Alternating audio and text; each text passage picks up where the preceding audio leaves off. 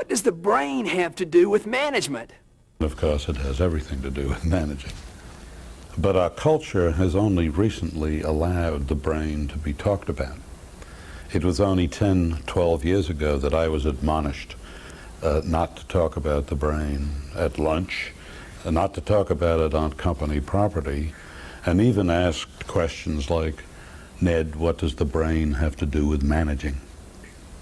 The Herrmann Brain Dominance Instrument is a measuring tool. It starts with the left brain, right brain theories that developed during the 70s, supplemented by the triune brain theory that represents the physiology of the brain as it has evolved over the course of human history.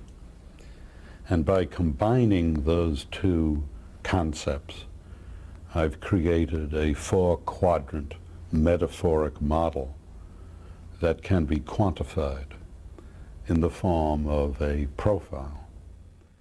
The Herrmann Brain Dominance Instrument provides 4 quadrants, each one of which represents a specialized cluster of mental activities, and in each specialized cluster we have a preference.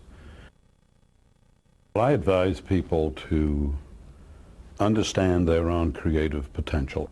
Creativity is personal. A boss, a CEO, can't grant you creative space. You must take the initiative to claim it, to function creatively in it, in order to gain ownership of it. Individuals can claim creative space. Groups of individuals or teams can claim creative space. Whole organizations can claim creative space.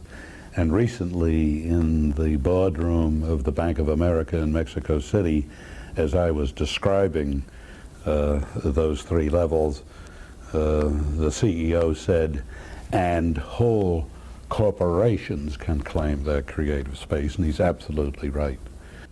And if you have a whole organization of people who are claiming their creative space, you then unleash this enormous inner motivation and capability